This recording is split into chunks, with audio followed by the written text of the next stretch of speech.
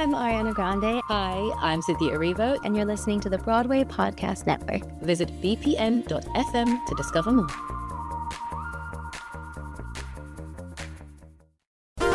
There's a cat over here. There's a cat over there. And the wrong one died. And the wrong one died.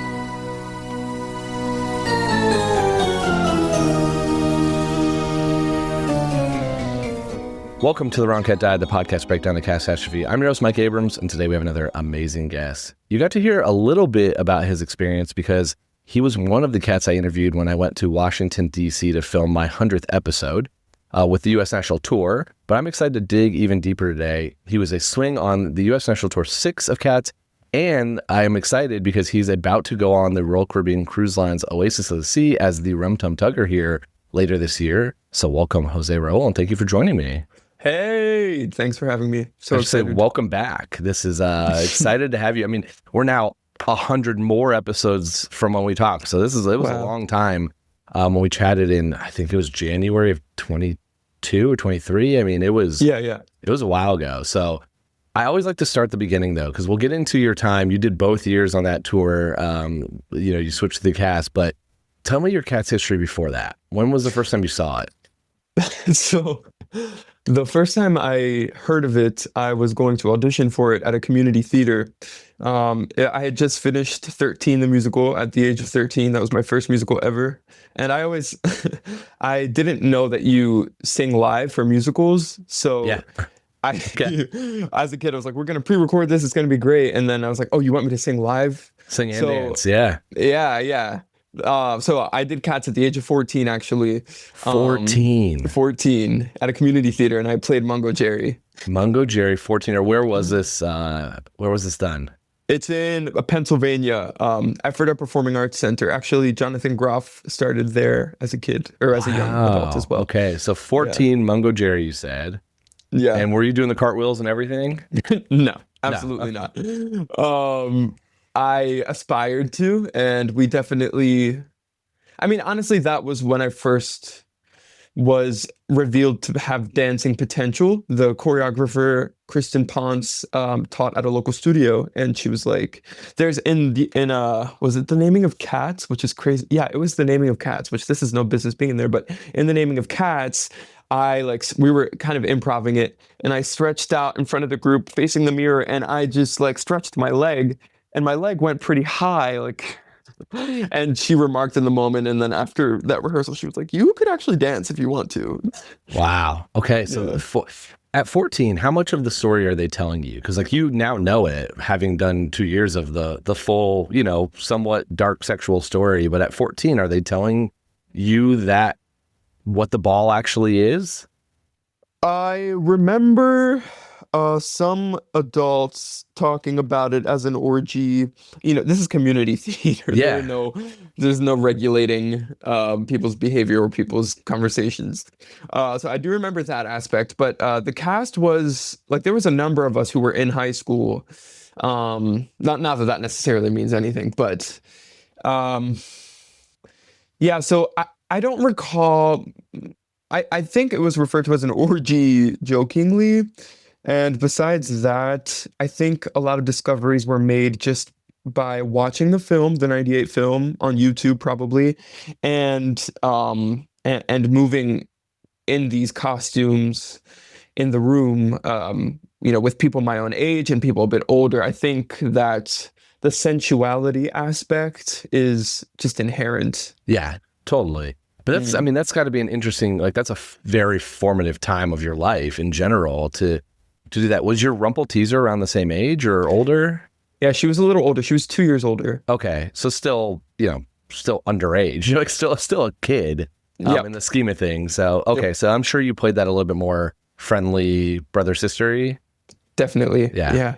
I'm fascinated by community theaters doing this, and there's so many. There's a couple coming up. I know a couple next year already announced, and it's such a wild thing to me because it's it is such a dark story and sexual story in the scheme of things. Mm-hmm. And it's here's a 14-year-old about to go do this. It's so many things come to mind as you're talking about this topic. And Honestly, I've envisioned being on this podcast one-on-one, so I'm so excited to be here. And this topic that I'm about to bring up has come to mind as a talking point. In preparation for year 2 with Chrissie Cartwright, because we got to work with her both times gratefully. I'm such a big fan of hers and so grateful for her influence. And year 2, I asked a question because this time in year 2, I felt more comfortable as Tucker, much more comfortable. Yeah. Just as a person, I felt more grounded. And, also the pandemic was like a bit further away than year 1. Totally. It was still, during the pandemic, year 1. But I asked her about sexuality in the show, and she made a really useful disambiguation, which was there's sexuality and then there's sensuality. And I'm kind of inserting my own perspective in this, but sensuality is like cats have heightened senses beyond humans, like hundreds of times more sensitive, tens of times more sensitive. So humans have kind of distanced ourselves from our senses as a way of making ourselves more acceptable, presentable, professional, etc. But they're there, and cats just don't have that distance. So like smelling each other and really it's smell and the proximity of body contact and stuff is just an extension of their perception and their cognition. It's not like we have sexuality as a much deeper thing because it encompasses a lot of sensuality, which is just inherent to being an animal, a being. Yeah.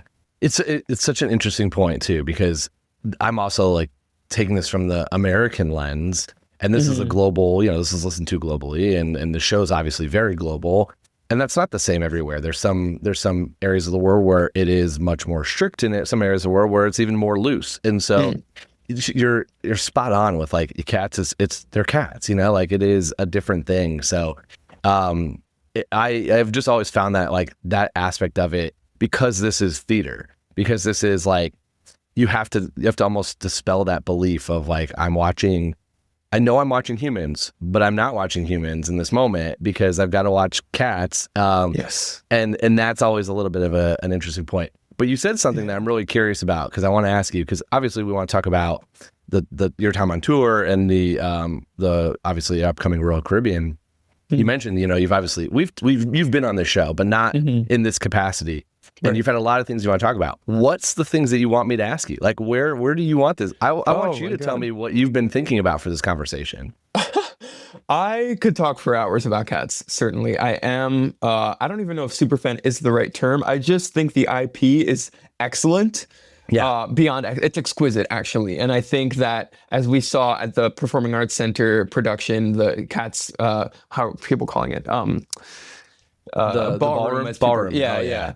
That's just one extrapolation of the IP. I think there could be lots of sure. Yeah, I would love that. Me too. And the universe itself it could go so many different directions. Shout out to the fans who are writing their own stories, making their own art. That inspires the performers, and it's a testament to the work of T.S. Eliot and the whole crew that brought this musical to life. I could talk about, the aforementioned, just all the different directions it could go, the expansion of the universe. Sensuality is really interesting to me. Any of the characters that I covered, okay. I love them all. I love it. Okay, we got many places to go. Let's start with the expansion of the universe, because this is an area we've only like briefly talked about in this podcast. So there's obviously Cats 2 and a couple of things I've joked. I have had someone who has written a Cats 2. Ed Kingsley Wade. Yeah. Where would you love to see it go? Where would I love to see it go? That's exciting. I think that, I'm honestly just well, it's hard. Words are hard because they're so limiting and there's such a commitment. But I would say I would just be curious to see it expand in any and every direction that is true to what already exists. I think that's what I would like to see first. Okay. And then eventually we could see multiverse interpretations. But,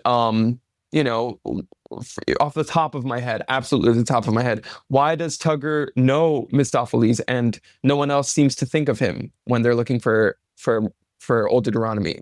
He's the one who's like, and he's braced for people to scoff, and they do. Please listen to me and don't scoff. All of his inventions are off. You ought to ask Mr. Mistopheles, the original conjuring cat. There can be no doubt about that, but they are doubting. Why are they doubting?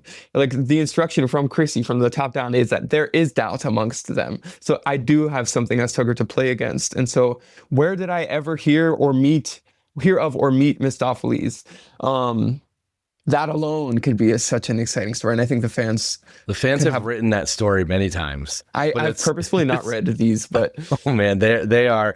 I mean, they're obviously very much a relationship based storytelling. Like that's probably the number one, I would say, relationship from the fan fiction space that you can get is a Tugophiles, whichever version you want to call it. And you're right. Like the doubt is there. I'm interested because you mentioned the top down kind of from Chrissie. Like, what are some of the other things that you having that experience? I mean, she's a legend. Like getting to work with her. What other things do you remember that she kind of told you that like really stuck with you as directions? Off the top of my head, and I do have my notes here. But off the top of my head, this is we are cats. You are being a cat. This is going to sound so ridiculous, and I encourage anyone who has doubt at hearing this to really commit to considering this idea. Like you said, they're seeing humans, but they're supposed to believe that they're seeing cats.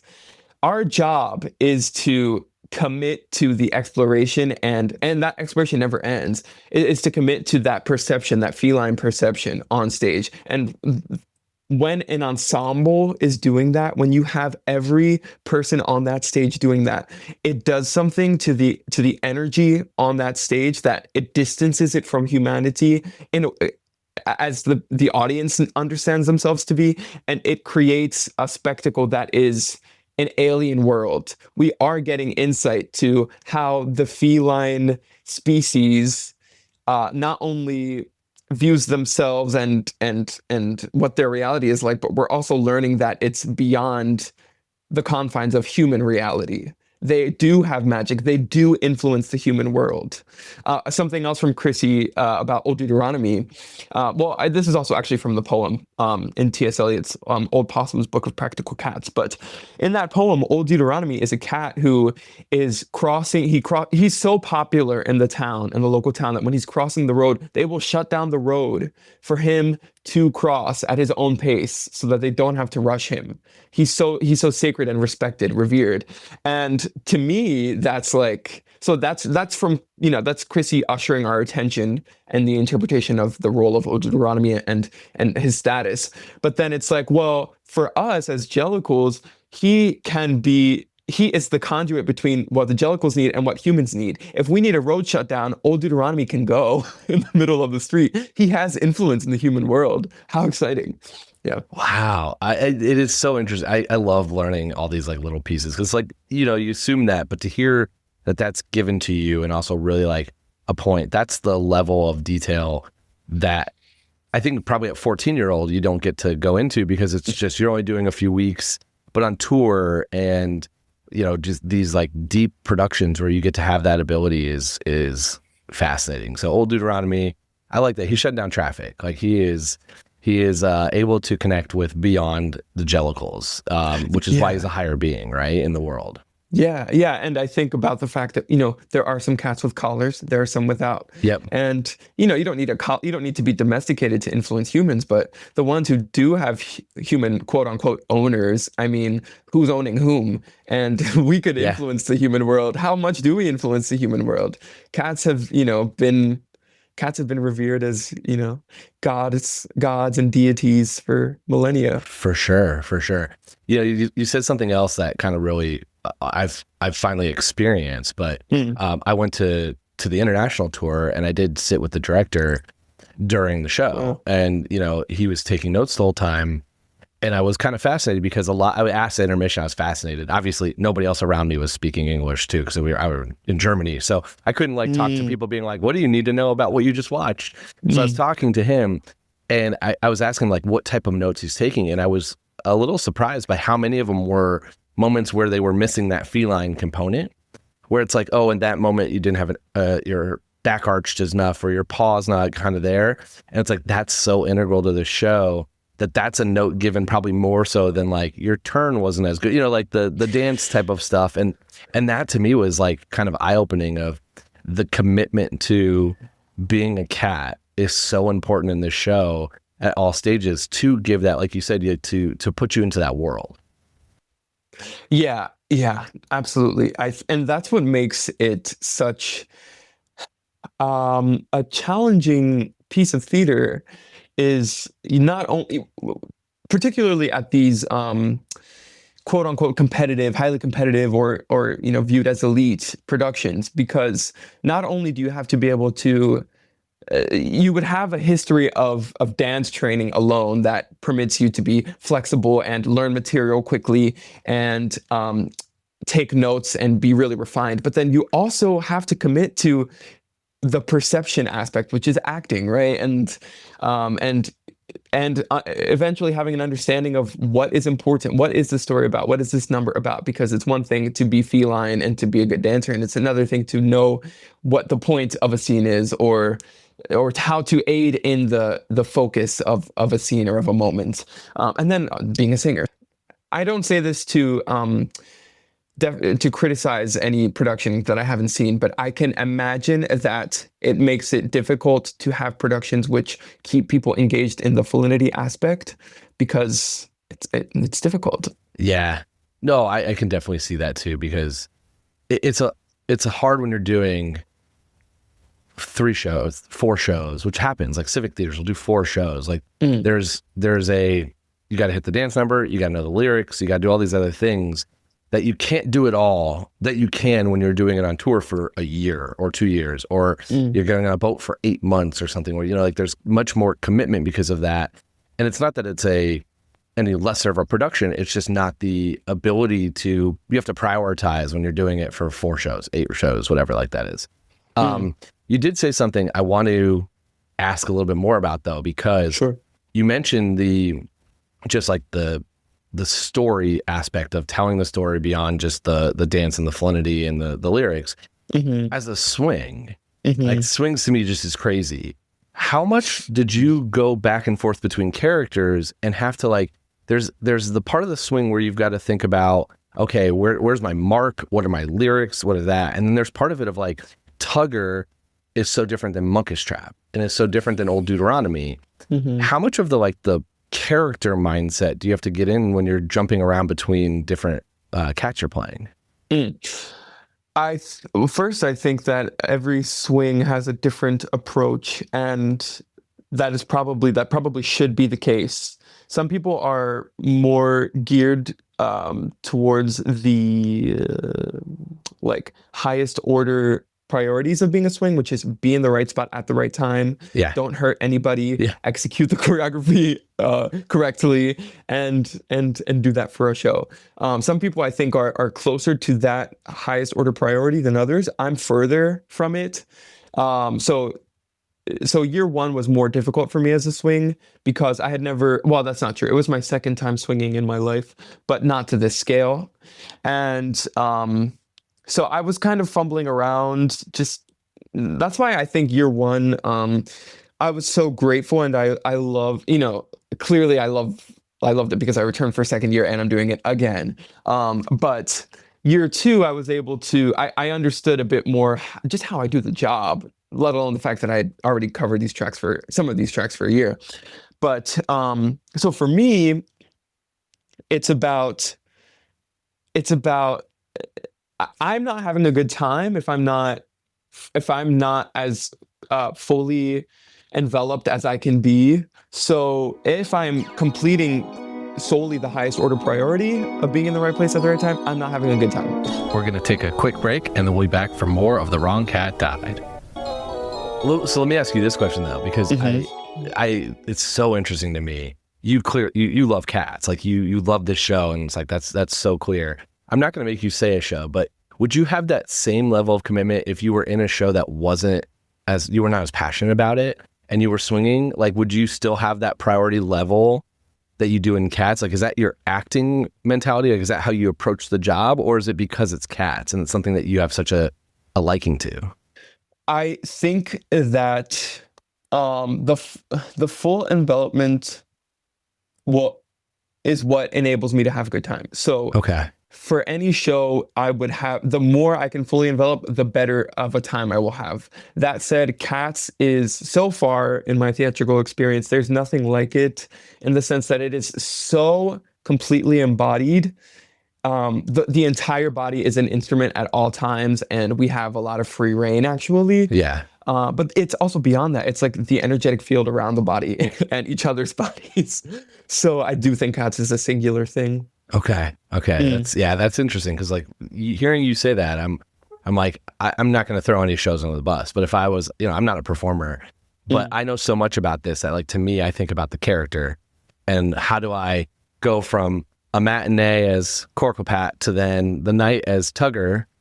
They're two vastly different personalities, and it's like I'm thinking, oh man, how do I get into that Tugger mindset? Whereas most of you, like you're saying, is like the swings are saying, well, how do I make sure I don't kick somebody in the face? Like how do you do that switch? But then I think about other shows that I'm less knowledgeable on or care less about, and I'm like, if that was my job, would you still give it that full level of character development, or would you go in and that like that's the difference between actors? And I've talked to people who've done Cats who did it for a paycheck, like it's part of the job, and they weren't as engulfed in the story and love of it, and others who are obsessed and like fans, and you can be both. There's nothing wrong with either. Like at some point, like this is a paycheck for you all too, as much as it is like it's a career. It is what you're doing. The same way I know everyone that goes to work doesn't always have their 100%, into whatever small project they might be working on. Might not be the favorite thing they do every day. Right. Yeah. I think. Yeah. I mean, first of all, matinee is Corcopat, evening as Tugger is like a dream day. Okay. But as far as, for example, Corcopat, like this is something that I've said before to somebody and they found it interesting. So it's probably worth saying here. Like, the way that I worked through Corcopat and Plato and Old Deuteronomy was because anyway, like for Corcopat, he's psychic. So like an example is in the opening Jellicle songs for Jellicle Cats, there is a moment where we create these 4 or 5 lines, and then there's movement in between the aisles of the lines, and then Cats will like go back to the back of the. So it's like very convoluted. Actually, it's probably one of the least convoluted moments because we have straight lines, which never happens in Cats. But to remember who I'm going there's something about Cats is there are no numbers in Cats, so which you probably have heard before. The apron of the stage itself is how we make sense of where we are. So have you've seen the deck before? Yes. Where it's all these patches. Do you know the story of the patches on the deck, how they got there? I've heard it before, but like share it again before if someone's listening for the first time. Right. So Chrissie Cartwright shared with us that the reason that the stage of Cats is a bunch of patchwork of seemingly unrelated images is because it's as if there was, and maybe she even said previously in the original iteration of the set, there was this billboard at the back of the stage. And so over the years, paper has fallen off the billboard. Oh, you can't see because this is a podcast. I'm overlapping my hands. Paper has fallen, and over time it has cemented itself into the deck. So anyway, that's how we know where we are. Like you're standing on Julia Child's head, or you are at the 555, or so that can get pretty tricky. And so a lot of times swings in particular, we just ended up knowing which cat is where, which also gets tricky when you have split shows. But anyway. So Corcopat, all this to say, I've been rambling. Corcopat he's a psychic cat. So I have a premonition in my blocking. I know that on my left, I think on my left was Plato and on my right is Victoria. I know that those are the cats at the end of the line when I do my grand jeté through because I decided that Corcopat is having a premonition that they are going to have their pas de deux in the ball. So that's how I made sense, and that's how I made it fun for me and for the audience in theory. Like if it is a psychic cat, then he's probably having premonitions, isn't he? Yeah. Or he could. With other characters, like what other moments do you remember, either from a storytelling perspective that I don't want to say added, because like it's part of like, it's just what you're bringing to the character like that. Like, what are the other moments where you're like, this relationship I have to play, or I'm thinking about this for any of the characters you played? Oh, that's, trying to think of anyone is really interesting. Well, Munkustrap he's next in line to Mhm. lead the tribe, and that's a big responsibility. I liked playing him a bit younger, for some reason, and I think just the weight of the responsibility made him pretty like, he's trying to be grounded, and a lot of people are familiar with that silhouette of him having his arms out and his lats back and down, and he's very grounded. But I think that's also kind of a power pose for him, that he's like asserting to himself, like it's like a mantra, like no, I'm grounded, I got this. So I don't know, that's something off the top of my head, just very sensitive to the movement on stage, because if anything goes wrong, it's going to look bad. How did you play the Tugger Mustapheles relationship? Did you lean in? I think I definitely am curious to see what happens on Royal Caribbean. In terms of the tour, it stayed pretty, I think when I was on, it stayed pretty, what's the word I'm looking for? Like platonic. But also that was, honestly, my experience as Tugger for most of the tour was just, I feel like I wasn't as grounded as, I wasn't as grounded as a person. And I think that's something that is really kind of crucial for Tugger. People enjoyed my performance, and I'm grateful for that. But anyway, I think that when it came to Misto, it was like, yeah, this guy's like fucking dope. Look at him doing his, God, what a cool, yes. It felt like two, I don't know, I mean, fraternity brothers, like two like really good friends who probably aren't the pair you expect to see together, maybe, but they ended up like they're really close, more so than a relationship. At least on the tour, I saw Luke do. I think Luke did the 2 shows. Hank was out injured when I was in DC. I think you were in the booth both times I went. That's right. And so it just felt like a bromance probably is maybe the better term for it than a relationship that you see, and obviously you see it different everywhere. And the fans obviously really want them to be together. Yeah. And I think that's also a point worth mentioning is the overstudy understudy dynamic can be such that there isn't really a rule book about it either. So I think definitely year 1, I felt like my job was to maintain the dynamic set by my overstudies. And then year 2, I was like, oh, that's actually not necessarily the case. You can have some freedom. But in both years, I think, Zach Bravo and Paul Giordano, and then Hank Santos and Ibn Snell, I think the dynamic in both situations was bro. Yeah. I think the swing thing too is so interesting because on your tour, I don't know if this is every tour. Like, again, I pretty much only know cats, and my relationship to theater is pretty narrow.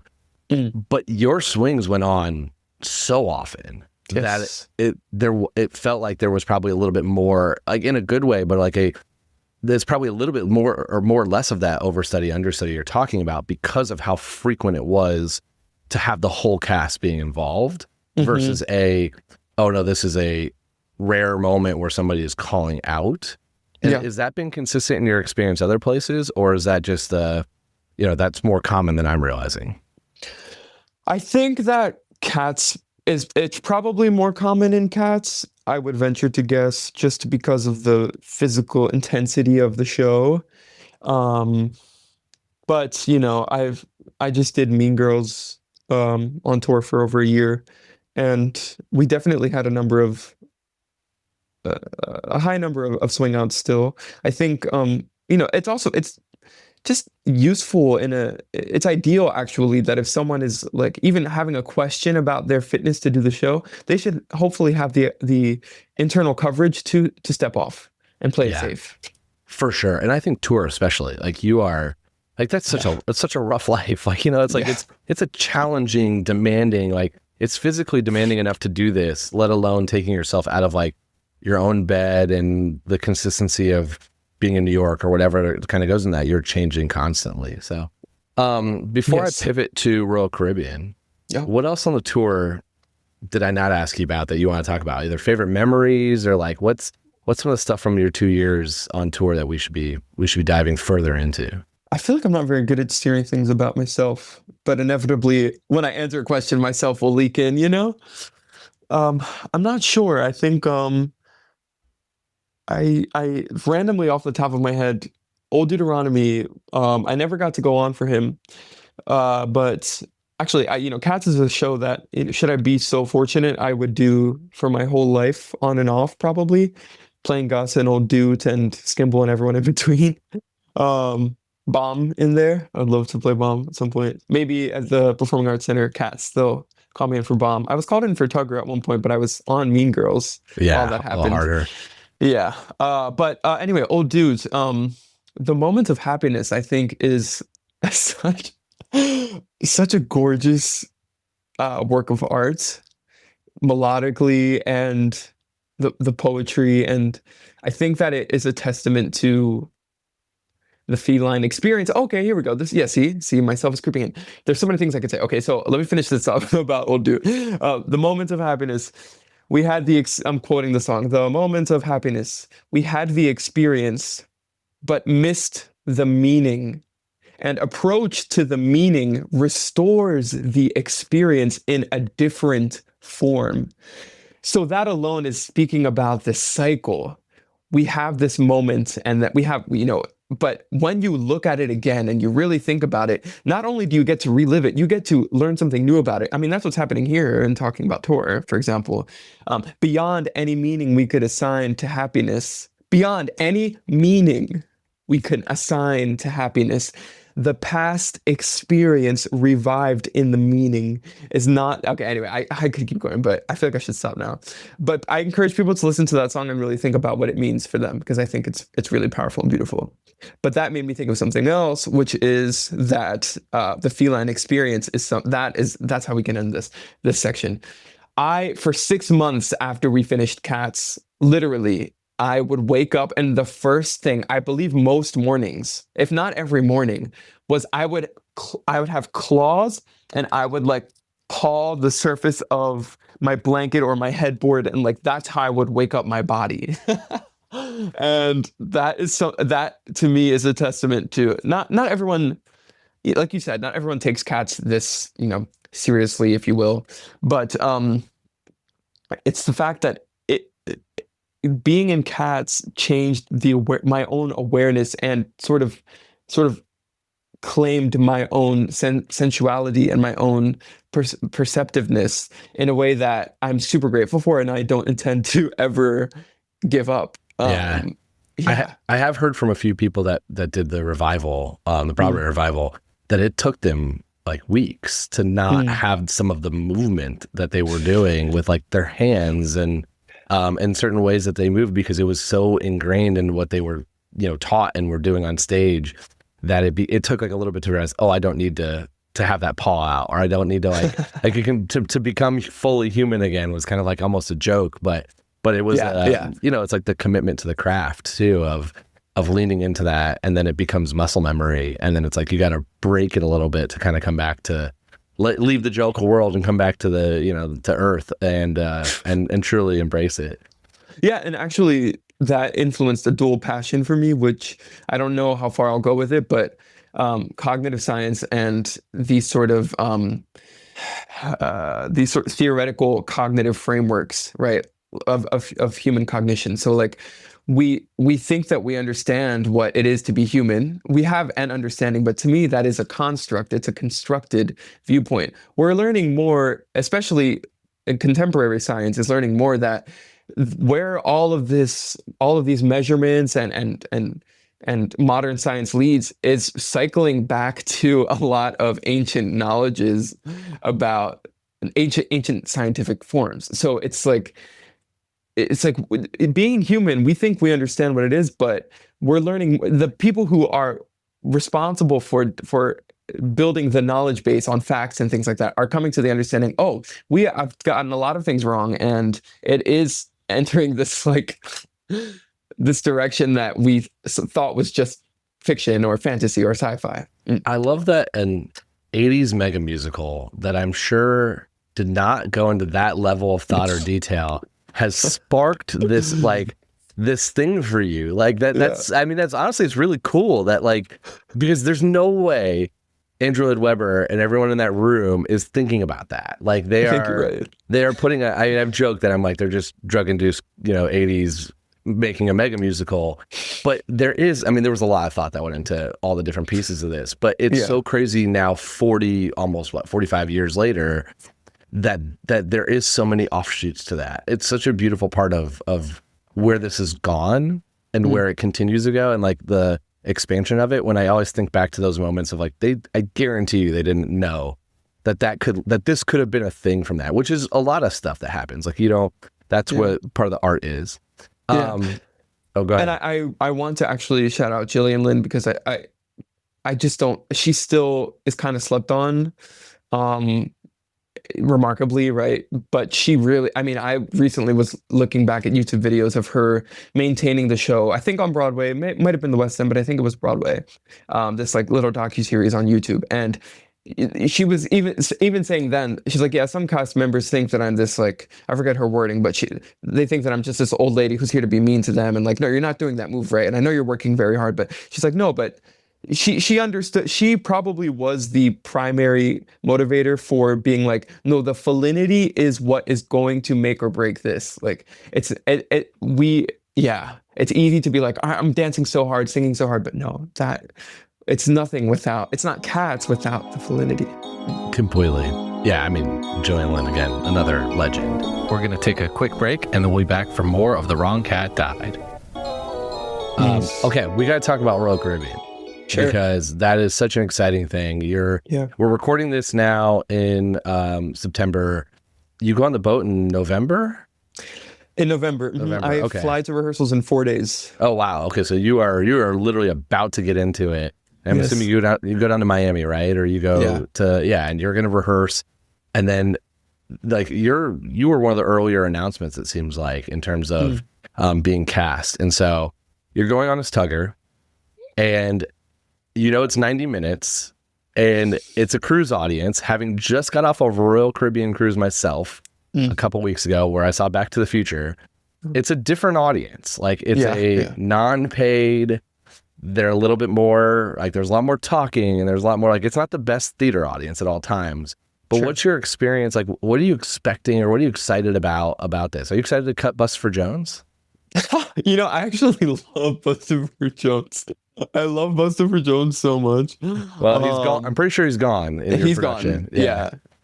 So I'm sending him my goodbye over the 4 days coming up. But that's a good question. I hadn't really thought much. I think once or twice this had come to mind, but I do think that something that I was thinking about earlier, I'm always ruminating something, and I was like, if the question comes up about my Tugger, who's Jose's Tugger? Like, what are your references, Jose? And I was like, I was given this name and this name, but I think to answer your question, something that has been coming to mind is just the fact that Cats is technically a period piece, one could argue.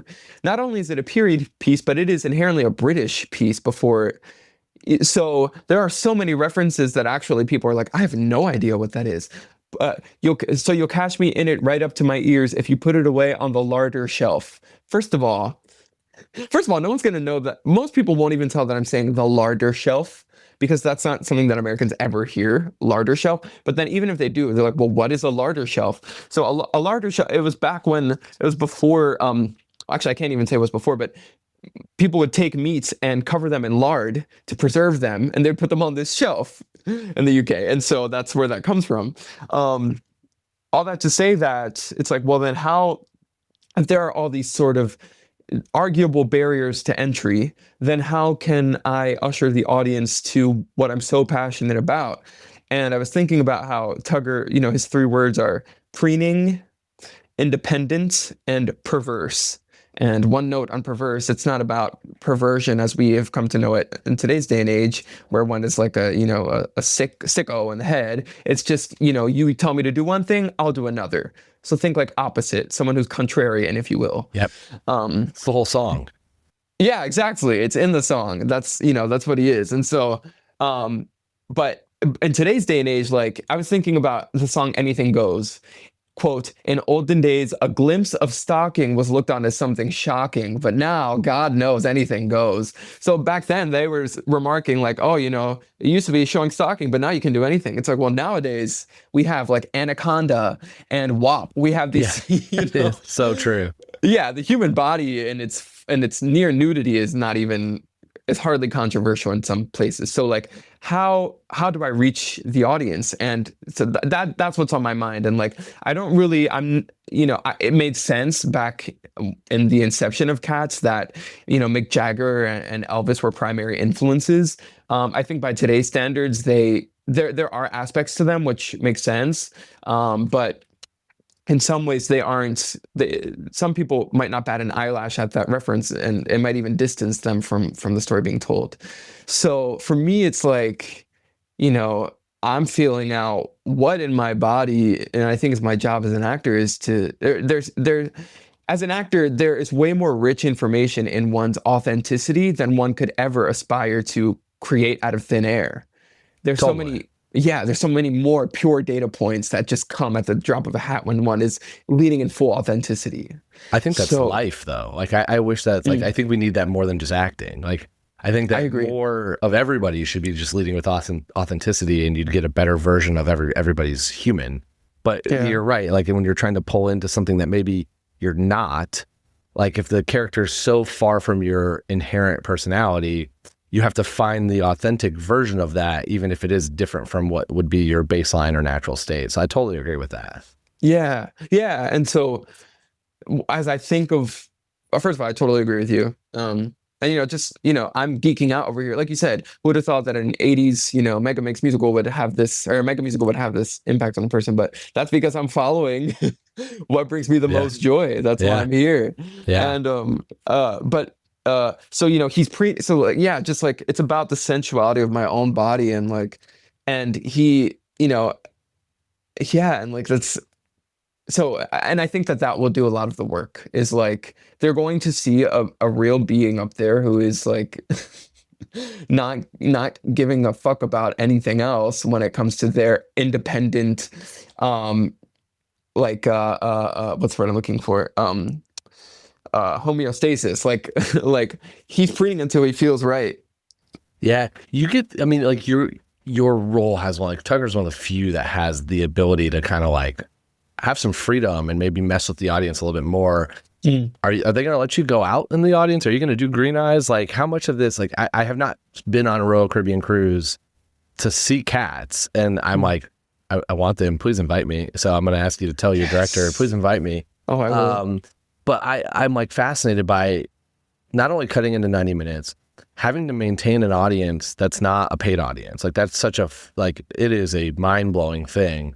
Yeah. But then also to do it on a ship, like, it's already hard enough to dance Cats, whether it's a rake stage or not. To do it at sea with movement is fascinating. Like, I'm like excited to hear how I'm sure we'll chat when you get a little bit further into doing it, but what that experience is like are there days you have to almost cut certain movements because the water's too choppy, or you have to like change choreography?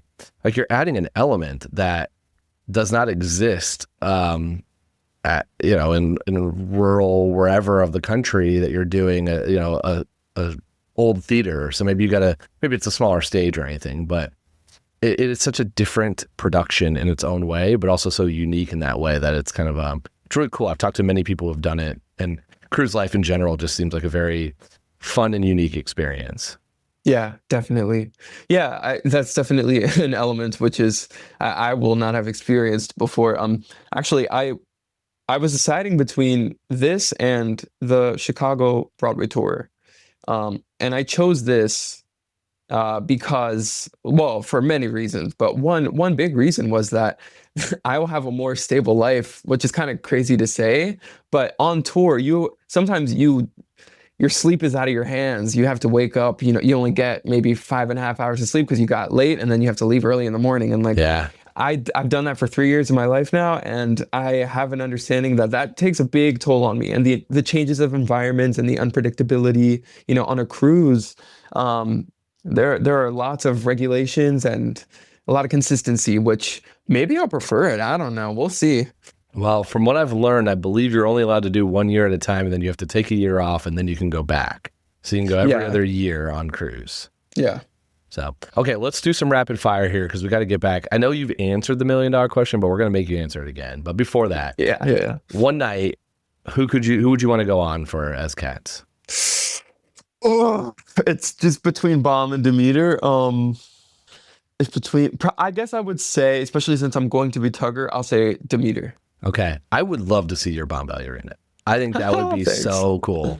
I hope I want to see a world where that is like, I've seen some male identifying Grizabellas, like that just happened in a regional theater. Well, I'm ready. I'm ready for your bomb. Okay. Favorite and least favorite cat from a personality standpoint. From a personality standpoint. Least favorite is probably Skimbo Shanks, which I feel like is controversial. He's just so he's quite tedious, and he will profess his successes in a way that I'm like, what are you compensating for? I don't know. Okay. It would probably throw me off. Favorite, that is really maybe, I don't know, maybe Munkustrap for some reason, maybe Play-Doh. Yeah, maybe. Okay. Yeah. All right. Favorite song in the show? McCavity, the Mystery Cat. That's my answer right now still. Which cat do you think would be the best cruise director? The best cruise director. I always ask one fun one, and since you're about to get on the boat, who would you want leading you? Probably Skimbleshanks. Yeah, okay. Yeah. That's what I was thinking, but I was also like maybe Munkustrap, because I think Skimbleshanks is too on time and too regimented that like there's a little bit less. Cruises are supposed to be fun. Like you're supposed to go out and enjoy yourself. I feel like he might take some of that fun away. Skimble's begging for a mutiny. Yeah. Okay. All right. I know you've answered this before because we asked everybody on the 100th episode, but I want to hear. My answer's changed. Oh, it's changed. Okay. Yeah. So I want to hear who's your Jellicle choice and why, and then I want to know why what made you change your mind. Sure. So my Jellicle choice is is Grizabella. Oh no!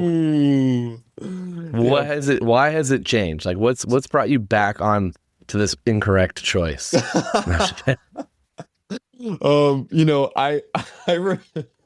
I've remembered multiple times with an internal cringe that I said Old Deuteronomy should be a Jellicle choice.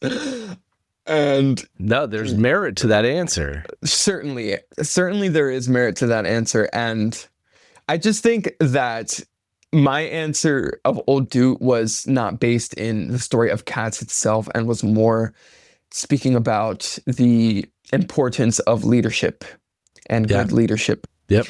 I think that my answer is Grizabella because I thought a lot about this, and Gus, of course, is the sort of logical answer, but the reason that I don't think it should be Gus and should be Grizabella is because Gus is actually okay, and I don't have a lot of answers. I have more questions, or provocations, if you will.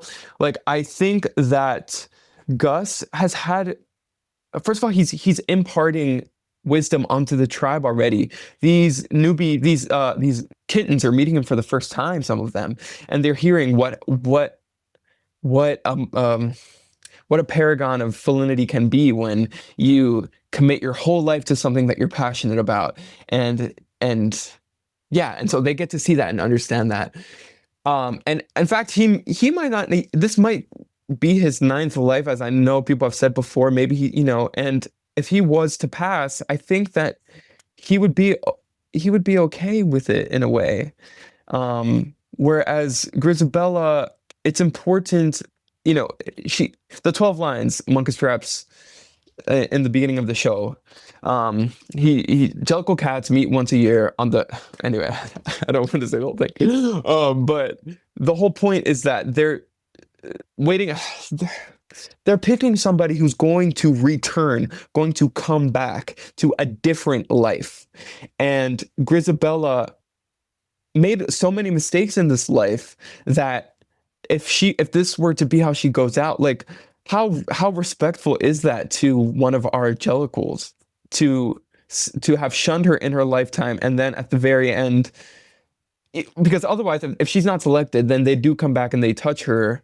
But accepting her into the tribe, to me, in that moment when Old Deuteronomy ushers to Munkustrap, yes, you do have to accept, or yes, I don't think he's telling him to accept her, but he's saying you can, she made a good point. Chrissie said actually that Munkustrap there, when he admits Grizabella back into the tribe, that is Old Deuteronomy's confirmation that he is ready to lead the tribe. So I think that it's very deep. It's very deep. That's interesting. Because I think we say a lot of the same things, but I think where you're saying that like she needs to be reborn is where I say no, she needs a year with the family. And it's like all merging at the exact same moment, where it's like I don't disagree with that, the story, the lyrics, and all that stuff. I think it all kind of boils down to what you think the selection actually does and what the heaviside layer does. Right. And that's so unclear to me. And I don't, it's not stated, but and some of it's like watching Taylor and like younger Grizabellas being like, they're not old, they're not ready to go. Like she just finally got welcomed back. Give her a year, send somebody else who can then come back. And there's this generational piece where, to your Gus's point, somebody else can impart wisdom next. Maybe that's Grizabella next year. She can share her experiences now that she's been she's had a year with her family and she's kind of like healed a little bit, and then she can go as the next one. That's where I get lost in this argument is this argument started really as a joke initially, but when I've like really dug down and talked to people and thought through it, it's the idea that like you have to be bought into that she's not going to live another year. Like she's going to die otherwise. Yeah. And I mean, again, like at that point, I guess I could take that argument, but I'm like, this whole welcoming back is so part of the story and heartfelt of like her whole family finally agrees to embrace her. And then poof, we're just going to send her away. Like that feels so like unless she can't physically do it anymore, which could be the case, but that's where I break in this argument for most people. Well, that's a good point. What you said about her physical capacity to go on. It is canonical, again, top down from Chrissie, that when she reaches out toward the ground before she falls to the floor and Syllabub sings "Sunlight through the trees" and summer, etc. That is her begging the ground to come up and meet her, because she can't stand anymore and the ground won't even meet her. Okay. So she drops and she's like, just make me one with the soil at this point. And then after she's done singing and when she exits, that is her.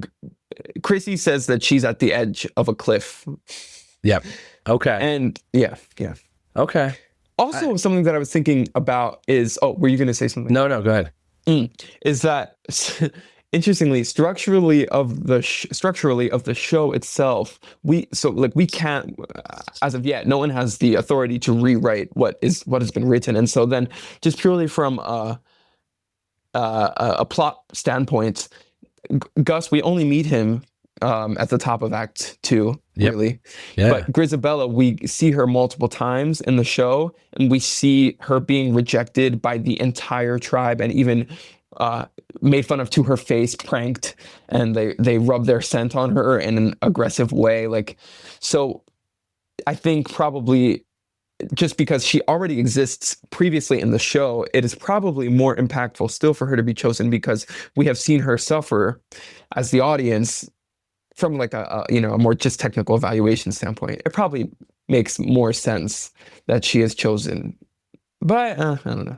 Or maybe that's just why she continues to be chosen. But as you said multiple times, it would be really interesting to see what happens if someone were given license to elect a different cat. It's one of my biggest takeaways from the beginning of this conversation is we need more. We need more variations like ballroom cats and all this stuff. Like it's kind of my biggest ballroom cats was so well done. Like that was just incredibly well done. But it also opened up this there's a way to stay true to the music and the musical and the story and tell it in a different way. And that just showed that there's that opportunity. And I think like that's exciting. I think that's also what is exciting for theater in general, is that there is now the ability to maybe take on some of these things that you thought were rigid in their way and reimagine them. And I hope more, like I haven't seen it yet, but I'm going to see Masquerade soon. And so like, I'm excited to see what they do with Phantom. Like it's still Phantom, but it's a different telling of it. So I'm glad that more things like that are happening. Yeah, and me too. And I was just visualizing as you were speaking, and I realized that we never say there's no text that says Grizabella is chosen. So, and we already are reinterpreting the choreography, and people have the authority to do that to some degree. So what if as Grizabella, she can still be touched, welcome to the tribe, she can go through the whole train of the cats, and then at the very end, she can even be ushered up. And then she has license. What if she wants to stay and she reaches out and elects somebody else? Oh, that would be so powerful. So that's kind of the core of my argument. And it's a lot of it is because there's been a few regional productions, other productions where they have implicitly said that X cat is her daughter, Cassandra, Syllabub, whichever one you want to pick. I think it was Syllabub in the most recent one I saw. And that to me even amplifies it. Like here you are, your daughter welcoming you home. And then it's like, all right, bye. I'm like, that is like, she needs you now. Like she wants that relationship back.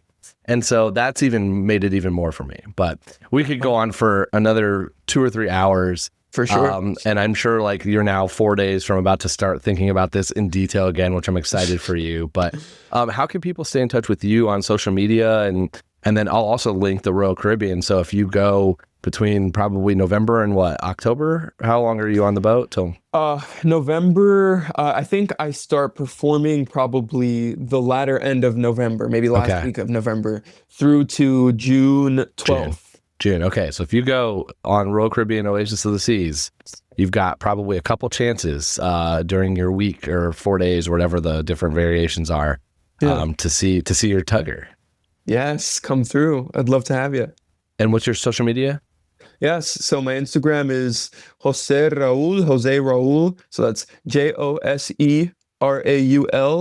III, 3-letter I's, as in like the third. José Raúl I. I also have a website. It's joseraul.org. We will link that too for you. This has been so fun. I'm so excited that you're getting to go back. Like I knew when we were chatting that this was, I was glad we were able to talk about it too, because I knew it was in the works. So, so excited for you. Get to relive now from 14 to today. Cats continues. Hopefully, like you said, you're going to do Gus and Bomb and all the other ones in your life. But this was a great and fun conversation. Likewise, I had such a great time. Thank you for having me. And thank you for continuing to keep this alive. Really. I'm still going here. So thank you. And thanks everyone else for listening to this episode of The Raw Cat Died, the podcast breakdown of the catastrophe. To follow along, you can subscribe on Apple Podcasts, Spotify, or anywhere you listen to podcasts. Follow us on social media at The Raw Cat Died, or check our website, thewrongcatdied.com.